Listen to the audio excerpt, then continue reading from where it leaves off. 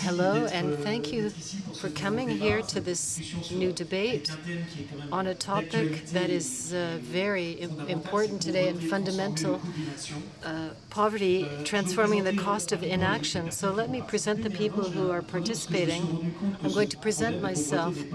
The problem of poverty isn't new, of course, and I found two quotes from the 18th century, one from an 18th century economist, Bernard de Monville, who said it's manifest that in a free country where it's not possible to have slaves, the best way of being rich is to have poor people who are asleep, are not awake. Samuel Johnson, British, said something different. He said, poverty is the enemy of human happiness. It destroys freedom, and it makes certain virtues impossible and others very difficult. So it's quite a wide topic. We're going to talk about this.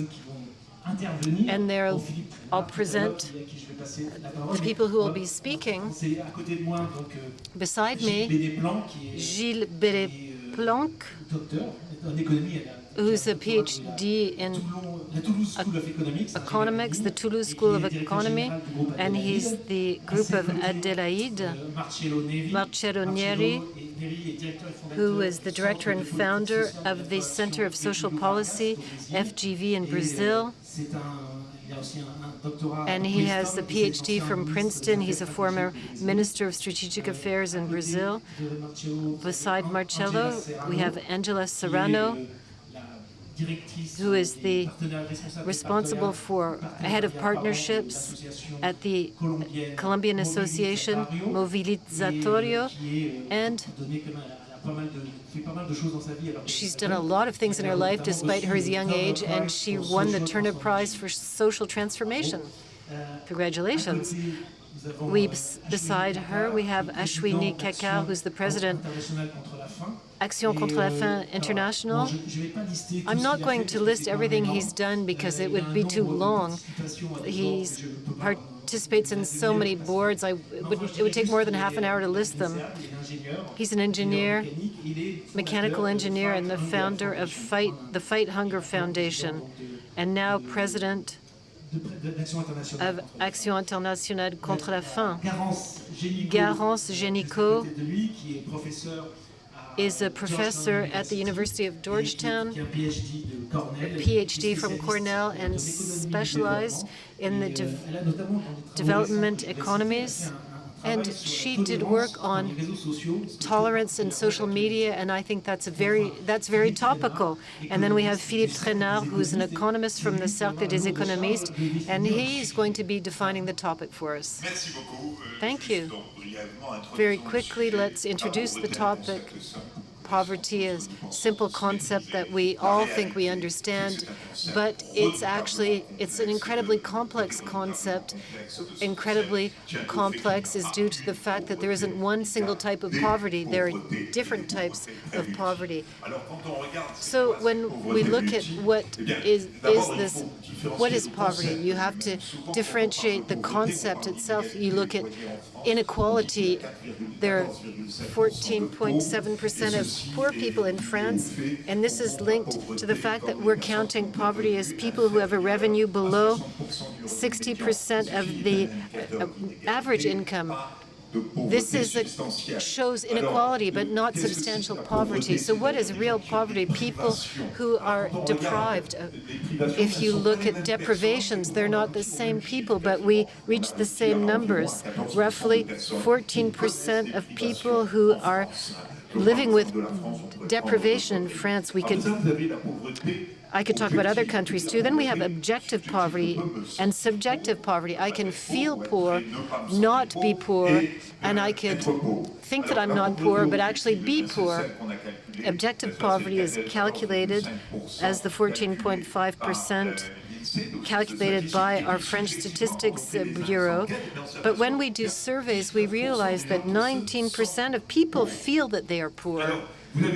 You have poverty that is subjective poverty or chosen poverty, someone who's unemployed, can't find a job, someone with a disability. And then you have people who choose to be poor, to live without anything, religious people who live with 200 euros per month in a monastery. You can have people who choose to leave their countries, and when you ask someone in Timbuktu what is the rate of mortality for a young woman in Timbuktu to crossing the Mediterranean, that's 50% of these people don't survive. That is a terrifying figure. And then you have definitive poverty against transient poverty. Let's not forget that in the last analysis of wealth distribution in France, there are people in 1 year, 2010, if you look at the same people in 2020, their revenue increased by 36%. The average mean revenue only went up in France by 5%. So people are getting out of poverty in France, thank goodness. All of this has led us to think, what is the cost of inaction? It is very diverse. You have an economic cost, social expenses, low productivity. You have people not working, the absence of a social connection, these people who are not working. And then you have a loss of well-being.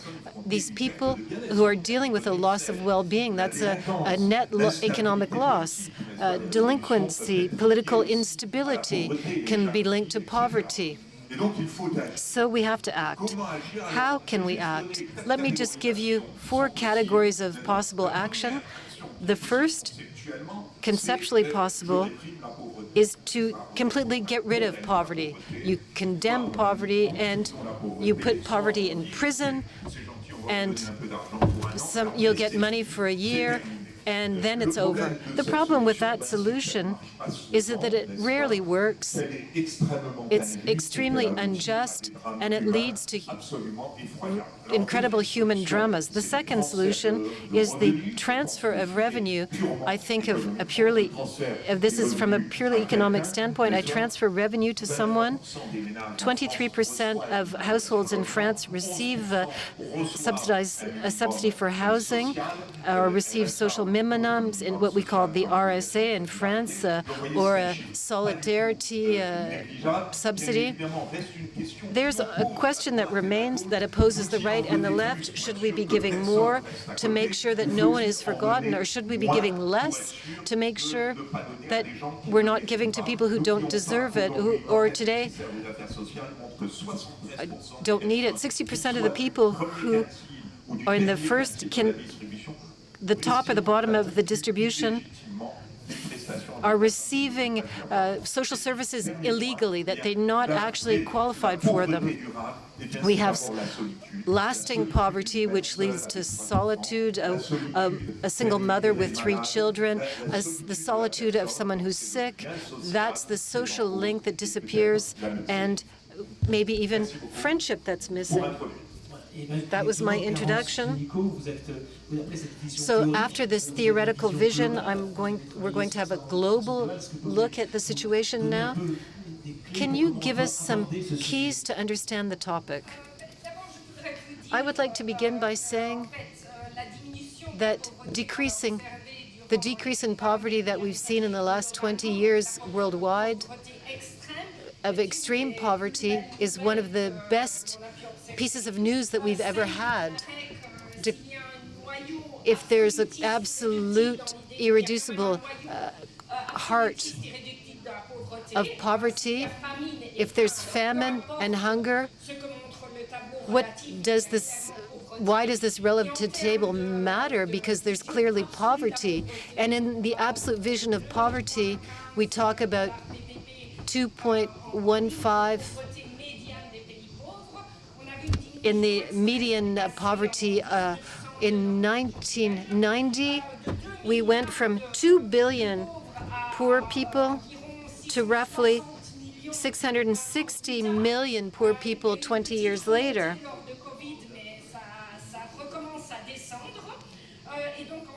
it's going down, but despite a lot of concerns about what is going to happen with global warming, in general, in terms of the news about extreme poverty is much better.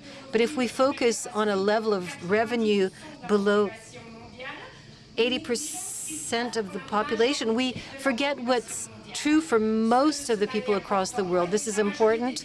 Most people in the world no longer live in extreme poverty, but billions still live in significant poverty. Poverty is multidimensional, and it's necessarily relative. I don't completely agree with you. Adam Schmidt wrote, to be deprived doesn't mean not having indispensable commodities for life, but what the customs of the country are unacceptable for respectable people means that they are in poverty. This is the idea of poverty developed by Towson in 1979 and Lamartiessienne, who wanted to describe that well-being has to evolve according to people. So it's not just the physical capacity and nutrition and housing, the basics. They're also more complex social constructions, participating in community life, to go out in public without feeling ashamed. That's also moving away from poverty. And clearly, countries recognize that poverty is relative, and the poverty line in France is rich. It's $24 adjusted for parity compared to $2.15 a day. So when we use this, 85% of the global population lives under this poverty line.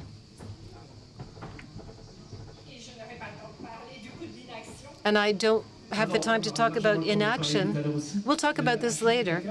But Ashwini, KAKKAR, you also have a global vision.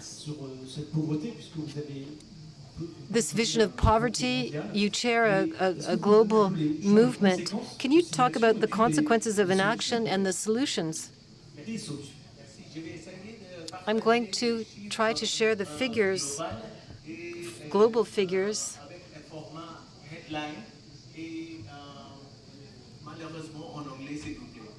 I'm going to speak in English. Approximately 10% of the population, the entire population of the world, lives on less than €2 a day. And if you enlarge the number to €10 a day, then 60% almost of the entire world, which is 5 billion people, live on less than €10 a day. Now imagine, please try this in your head. I don't want you to try it actually, but if you put in your head a number of €10 in the morning and try to see what you would do with those €10 for finishing the entire day, you would know the situation of 60% of the world. Now clearly, this allows people to think differently as far as their food is concerned, their water is concerned, their shelter is concerned, their clothes are concerned, and so on and so forth. Now, one of the figures which is absolutely incroyable is that, 20,000 people die because of malnutrition and hunger every day, which is 14 persons die every minute. So, if I have 4 minutes, you can imagine 56 people would be dead from the start to the end of my intervention. So, moving forward, if we look at infrastructure, 2 billion people do not have the possibility of having water in their home or sanitation, as we know sanitation. And 1 billion people do not have electricity. So, you know, just imagine their plight. No water, no sanitation, no electricity. What kind of lives are they hoping for? If you look at education, 1 billion people, milliard, who cannot read or write or sign their name. And 2/3 of these 1 milliard are women. And what would it take to educate the whole world? We believe that, you know, wars can be stopped by weapons, but understand that if we educate everybody, it will not cost us even 1% of the money that the whole world spends on arms. So, you know, it's absolutely shocking that we are not taking the right decisions. And of course, there are other issues that are surrounding poverty, you know, because health, for example, almost 40% of the world is not able to access, you know, health care. And that is really shocking. And because of this, 100% of the 100 million people obviously, you know, are not able to work their way around poverty. Now, of course, a few simple solutions, just 3 or 4 little. One is, can we make frugal living fashionable? You know, if we can make frugal living fashionable, that would be fantastic. How can we stop wastage of food, which is 1 billion tons of food that is wasted every year? How can we stop wastage of garments, which is 100 billion garments are put in the landfill every single year? So that is completely crazy. 12 garments per person. Every person is throwing away 12 garments every year. So that's a disaster. And drinking water. We urge every government, for the taxes that they take, please provide us drinking water in the taps and don't provide it through bottles. You know, that would be a big step forward for all of us.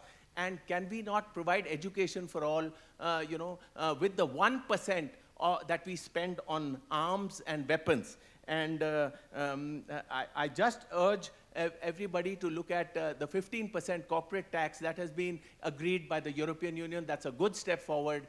And if there is shortage of funds, I mean, you know, we can look at maybe a 1% wealth tax or some other methodologies which economists can come up with. But I also urge amongst you, the brilliant minds, the economists, to come up with a new economic model which can readjust everything, which can also look at poverty and inequality, and which can make the cost of wars so high that nobody wants to be at war with somebody else. So there are many things that can be done, but there is a Nobel Prize waiting to be had for somebody who can propose a new economic model. Thank you.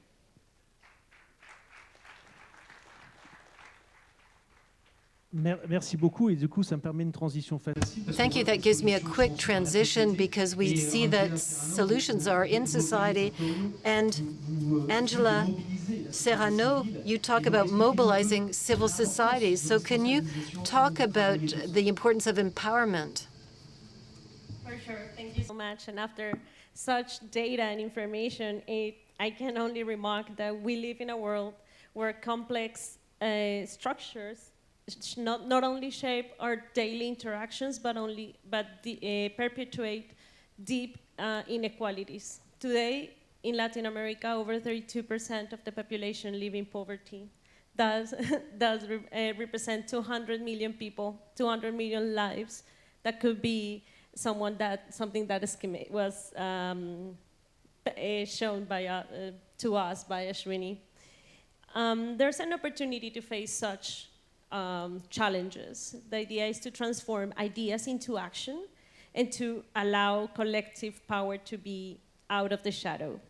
Movilizatorio is a citizen engagement lab, and what we do is that we empower people and put them at the center of power structure and decision-making spaces.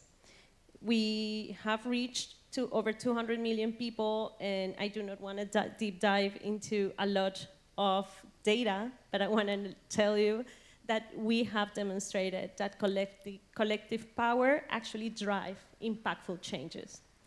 For example, in times like for times of division, like in 2021, where we had massive strikes in Colombia, we developed a crowdsourcing platform that allowed people to propose their solutions And those proposals are now part of the National Development Plan of Colombia.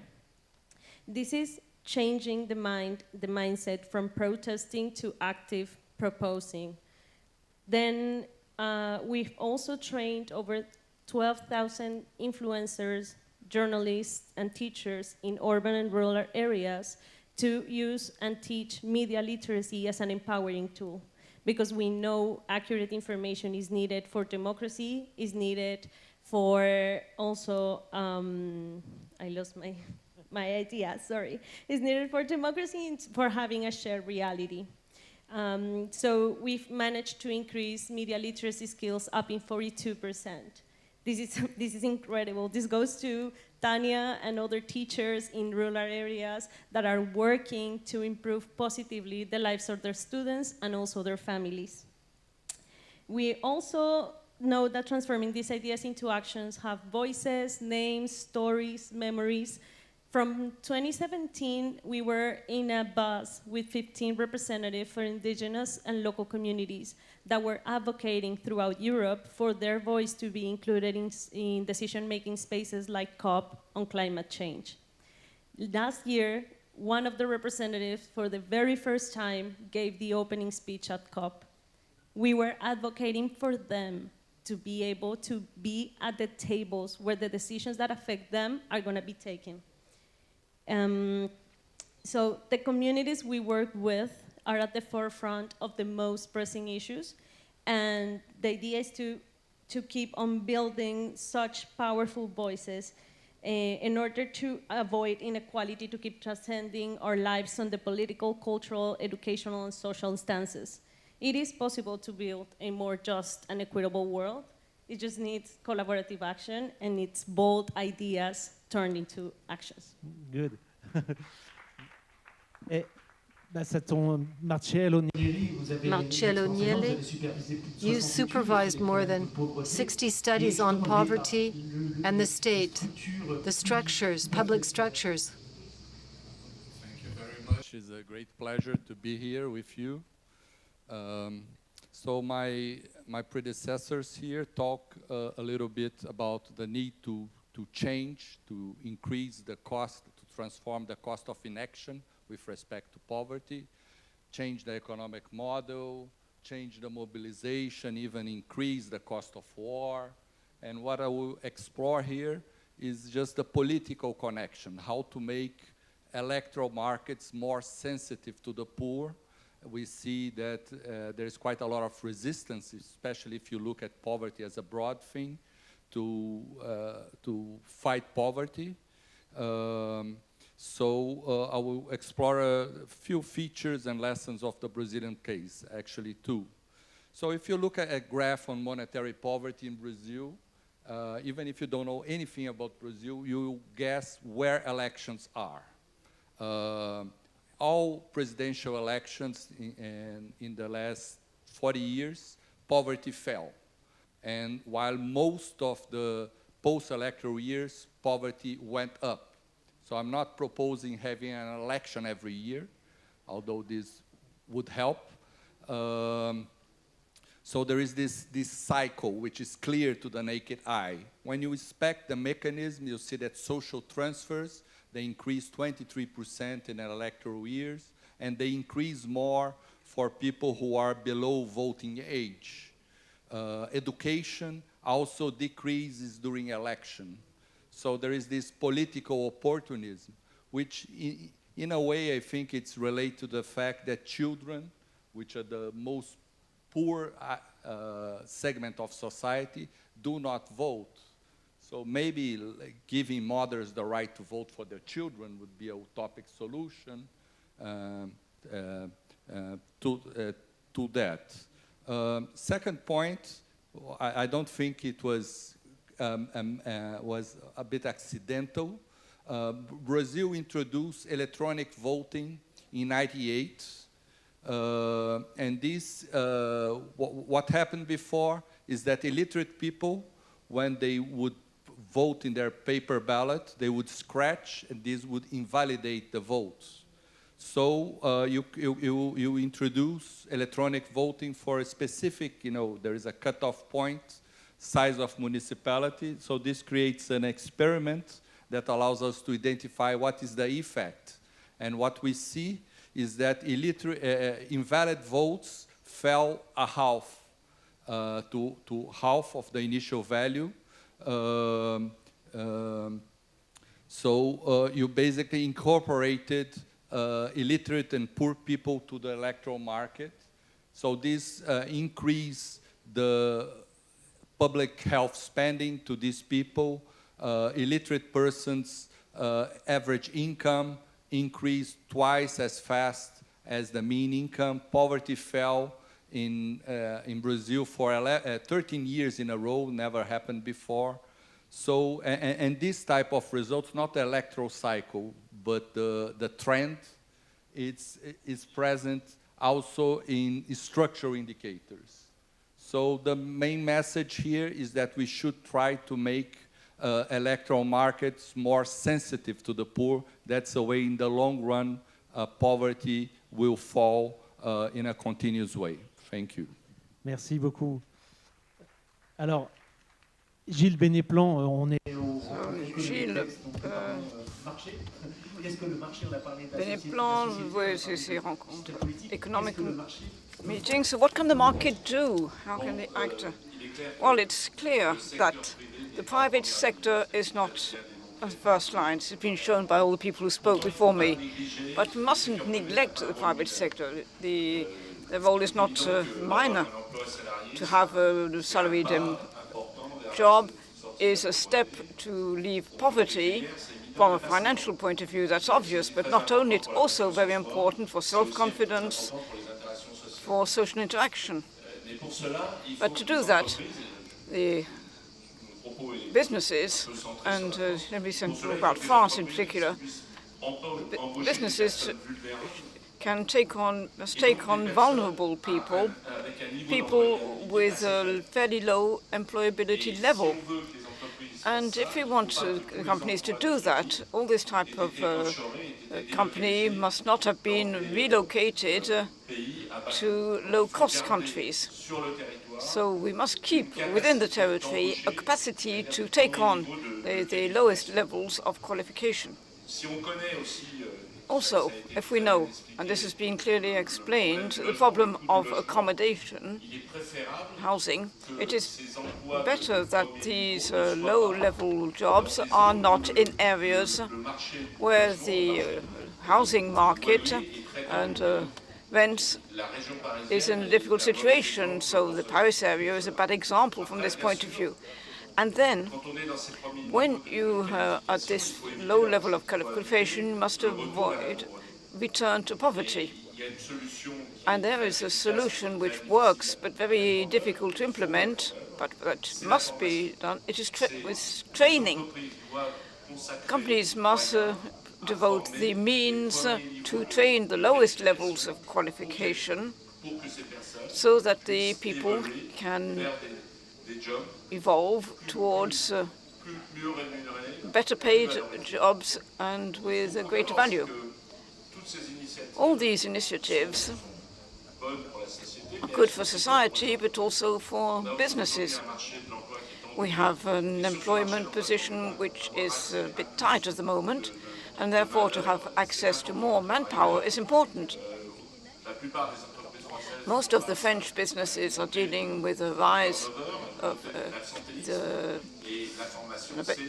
nutrition rate of people off sick, and this is the best way to fight this. Some thoughts about the role of insurance. Talk about microinsurance as well. Contrary to what is happening in developing countries, microinsurance had practically no impact in France.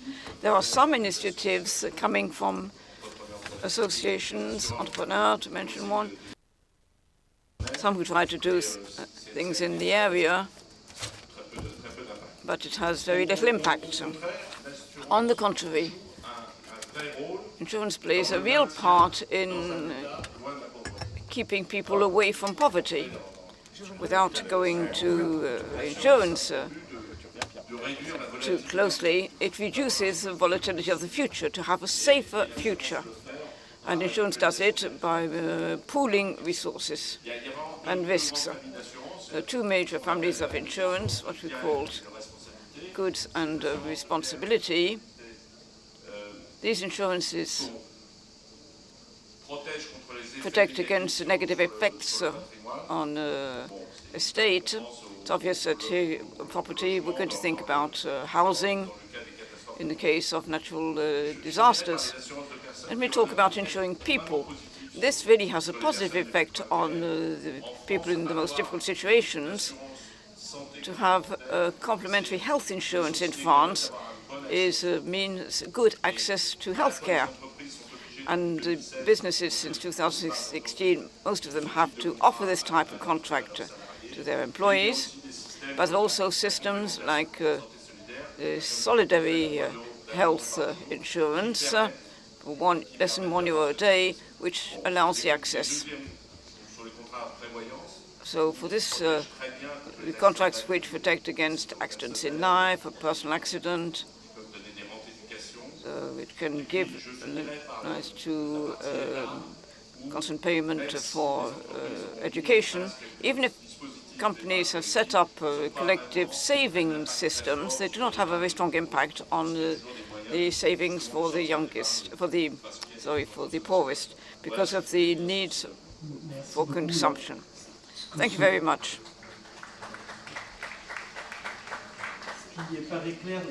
What appears clearly here is you have two notions on poverty and misery. We're looking together in the concept. The poverty of, let's say, a badly paid employee has nothing to do with the inhabitant in Bangladesh who will only have $3 a day. So maybe let me start with Garance GENICOT. Are the solutions the same for the two types of poverty and misery, or should we really make a difference between them? I'll say that we can go further. There's no single solutions according to the wishes of the World Bank or the international organization would like to be able to find a hammer that they can use for every single nail to solve the problem of poverty. Is a very difficult thing to do. So it's very different. If you talk about malnutrition, you're talking about something different from when you talk about complete isolation, difficult to join society and find a job. But let me go further. It's very difficult to find one policy which works everywhere and that we can implement without needing to think about it. Quite a lot of tests have been carried out. And talking about micro-insurance, for instance, the test trials for micro-insurance have been very disappointing. Doesn't seem to see much demand for it. When it is provided free of charge, we can see that it helps a lot of farmers, for instance, in developing countries, but the demand does not exist. But when it comes to health insurance, Rwanda, for instance, has provided a national cover system. In India, there is beginning to see a basic cover, and this seems to be having an effect. But as we know very well, there's a lot of difficulties to find the exact thing to do between waste and the cover. Philippe? I'd like to say about micro-insurance, you have to be careful about one point. We have a vision of micro-insurance dictated by the vision of Western insurance, with, as you said, health, which is absolutely essential. But if I turn to Africa, health is not the most important. What micro-insurance works, it is that it goes for a funeral. If according to the traditional rights, you cannot provide the right to funeral, you will be cut off from your family in an extensive way. And if you are cut off from your life, from your family, your life is at the point of of a knife. There's been problems with people who are in misery and danger because they were not able to provide the right funeral for their family, for a member of their family.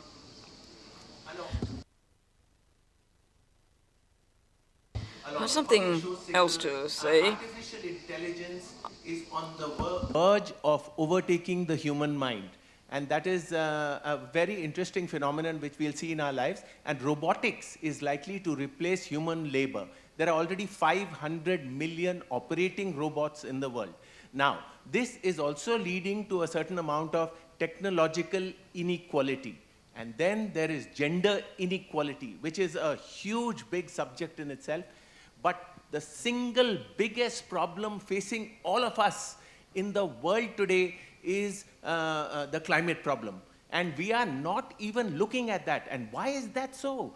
Because like Neanderthal man vanished, I think Homo sapiens are on the verge of vanishing if we do not treat this very, very seriously. We are busy with our own little wars. We are busy with this and that and small things and elections and God knows whatever else. But I am saying that, you know, unless we solve this problem collectively, all of us, the two wars that we are seeing have already put into the atmosphere 500 million tons of carbon dioxide.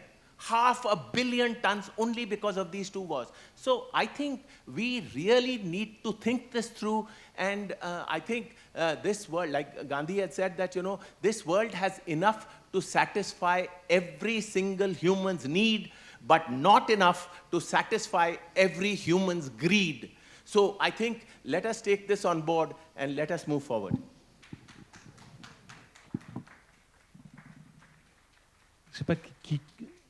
Yes, I would like to add that I was reflecting on whatever everyone was sharing.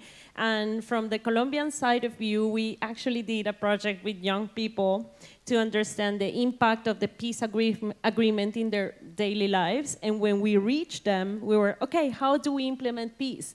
And they ground us back in and said, what we need to do first is we need to ensure that we can have food, that we can have access to education, that we can have health, that we are healthy mentally, socially, that we can enjoy our cities, our public space, safety. So they ground us back into all those very, very basic needs that also reflect on how does poverty is seen and affects Latin Americans. And it's on the very basic stuff that we take for granted. There are many things that are not being provided for people in Latin America. When Ashwini was saying that there were people dying of hunger, I want to share that there are Colombians dying of hunger, young children. So this is something that we also need to reflect on. Marcelo NERI. Hi. On the line of how to transform the cost of poverty in action, I think today we are in a better position we were 20 years ago. We have the so-called global social indicators like the MDGs, the SDGs, the Sustainable Development Goals. And we know that for every country and sometimes for parts of the country. So we know much more about the problem that we knew before. When we compare rankings or localities rankings or country rankings, we are taking care of systemic shocks that hit everyone together, which is a very hard to insure type of shock. But idiosyncratic shocks, three people here mentioned microinsurance. And we need microinsurance for the system to work. You know, if people, if someone faces an adverse shock, you don't want to penalize this household because something beyond his effort happened. So I would like to know, especially today, is a question for my colleagues here, with this possibility of digitalization, of offering microinsurance services where it was not feasible before, when microinsurance really will reach its promise. Mais peut-être que vous êtes mieux placé pour... Maybe you're in a better position to... So I fully agree with your approach. In point of fact, I would extend the notion of microinsurance to access to financial means. We see there have been a lot of surveys done by Estelle Dufour in particular, saying that when you have access to financial means, just be able to transfer money with your telephone, make a few savings with your phone, you move quicker away from poverty. It's a tool which makes a person save, whereas in poverty situations, there's a tendency when you have money, you spend it. You need a bit of savings to buy a tool, to buy something. I think that your point on microinsurance is quite right. And I believe that it needs to be extended to the whole of the world of finance. What is interesting to see that modern tools can be a tool to fight poverty, but at the same time, a tool which exacerbates the idea or the notion of poverty. So how can you have both good and bad in these tools, which means that people can compare themselves with those who are better off and feel poor, and also give them a way to get out of it.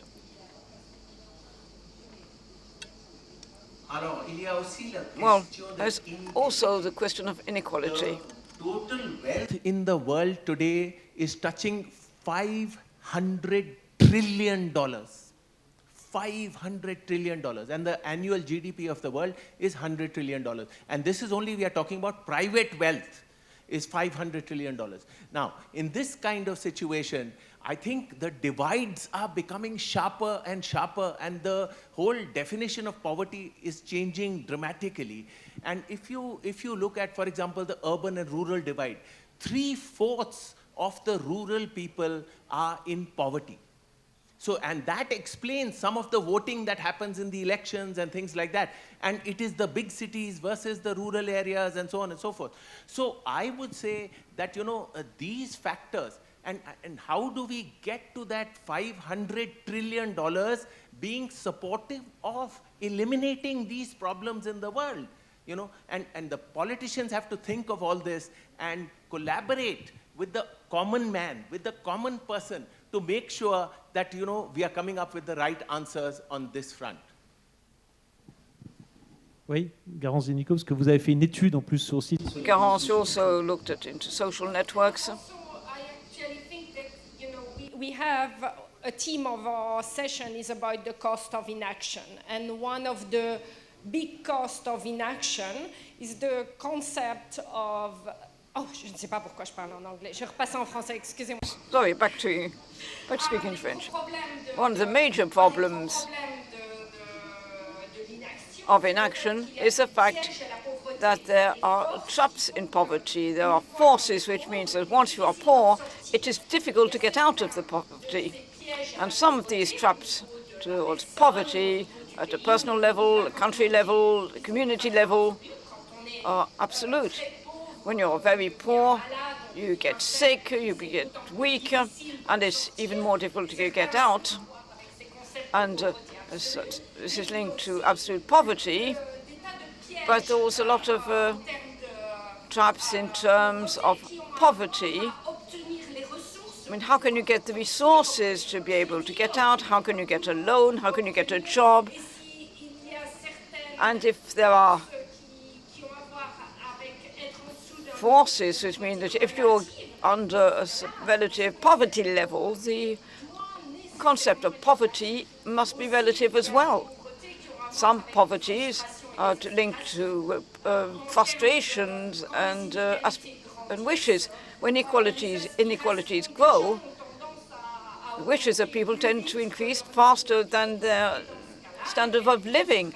And then there is increasing frustration. And this is something that we see very clearly in many countries. with the electoral repercussions that you can see here and elsewhere. We really need, and also on the last costs of inaction is transmission of poverty between generations, so that someone who is poor will tend to have poor children, and it will be the whole generation affected by a level of poverty. You were talking about wars. So in post-war, in a lot of European countries, there was a great shock or a financial crisis. In the US. These are times when society sort of woke up and decided that money had to be invested in a kind of a social contract and try and improve things, social cover, poverty. And I think that maybe we should try and avoid another war, maybe try and avoid another disaster, and wake up and not wait. Say, when we're rich, realize that you can also be affected, but also realize that you can't live in such a society. It's not acceptable. We are a rich world, rich society. Maybe we need a global social contract. It's time to do something. Angela? Thank you so much. Come back and adding up to that. In Latin America, it will take 11 generations for someone to get out of poverty. And I also wanted to add that in Colombia, 43% of the total population feels that the system works, that the current economic system works, and that the fact that you're poor and have no means and have no education is due to your own agency rather than the structure and the infrastructure. So this is what we have to advocate towards. For those 13% of the Colombian population is the one that thinks that we need to provide better means for those who have been silenced, that once people is being heard, there are social changes that can be taken. Only 13%. This is the people that are with us, and we have to, let's say, sensitize the 43% that the system works for them. So it's also something that it's not just on the bigger level, it's also on daily lives, that people have no empathy and less connection. Marcelo, NERI, voulez intervenir? Two small points. First one to what Garance says is the idea of opportunity cost of inaction. It's, we have big numbers have been said, but if you boil down, to single persons, it's, of course, you're not, the end of the poverty is only the beginning. You have to engage in a continuous process, but it's relatively cheap. In Brazil, would be like 2% of GDP. If you very well targeted, you can, give the first round. So there is the opportunity cost, and part of the opportunity cost is what Angela just said. It takes 11 generations of Colombia, is the same thing in Brazil, to get out of poverty. 11 generations is, our countries have 500 years of age. So it's half of that we are talking about. So it's a very high cost of opportunity because it's relatively easy to address. So I like very much the big numbers, but I think we should have also the small numbers which make it's feasible to attack the problem. And sometimes, in our continent, in Latin America, highest inequality in the world, all of a sudden inequality starts to fall. Now it's not falling anymore, but this process can happen. J'ai le temps pour quelques questions, si des questions dans la... Voilà. Questions?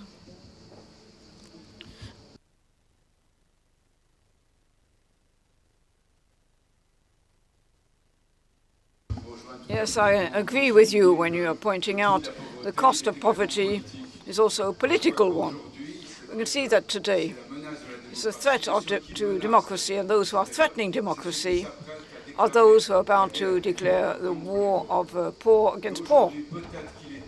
Today, maybe it's time to impose sharing, particularly for those who live in extensive luxury,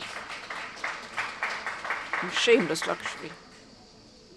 Garance, Nico, vous voulez réagir? So I didn't want to react well, I just want to say about what is felt about opportunities. It is incredible. There was an experience in a Latin American country where people were given a flat. It was equivalent of winning the lottery. And when we asked them, before or after, those who had won, how they felt it an opportunity linked to merit, which determines where you stand in life, those who had won the lottery thought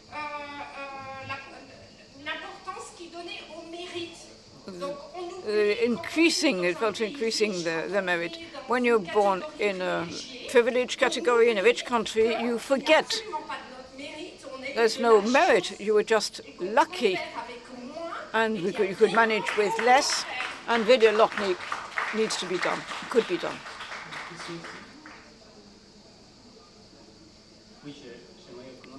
I'd like to start with a word I heard this morning about solidarity and national. And this panel shows it.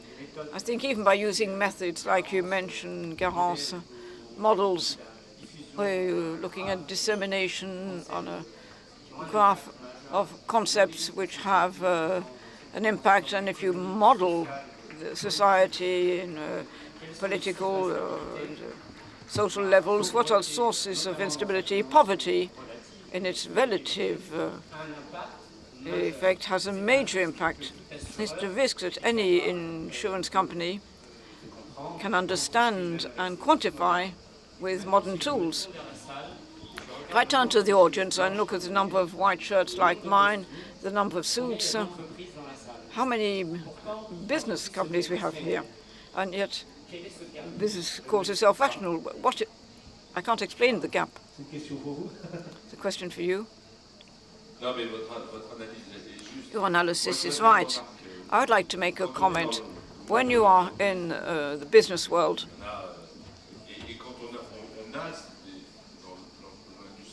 and in the industry that I work in, we have a problem with poor workers. We feel responsible and the need to do something about it. But what is missing today? What I'm going to say is easy, so linking worlds. We don't have the idea that the public world and the private world are linked. Everyone is looking for their own solutions, very few hybrid solutions, and there's not much looking for synergies. As I said as an introduction, the first battle against poverty is associations and states. But if you want it to be sustainable, you have to work earlier in the process with business. Businesses are fully aware of it, as they're fully aware of the climate issue, which plays a major part. We have the impression that injunctions are very often very administrative. It's not solutions that we try to put together, public and private. It's standards that we impose to influence, to get encouragements by conformity or by regulations. So we see we're close to running out of time. So I'd like to thank you. I'd like to say that I have a brief conclusion of Vice President of an association called Reporters of Hope, and I hope this meeting will have provided some. You can see there are a number of tracks to follow, and I like the quote given by Gandhi on the world which is rich enough to feed everyone, but not the avarice of a numbers. I'd like to thank all of the panel for coming to talk about all this. Thank you very much.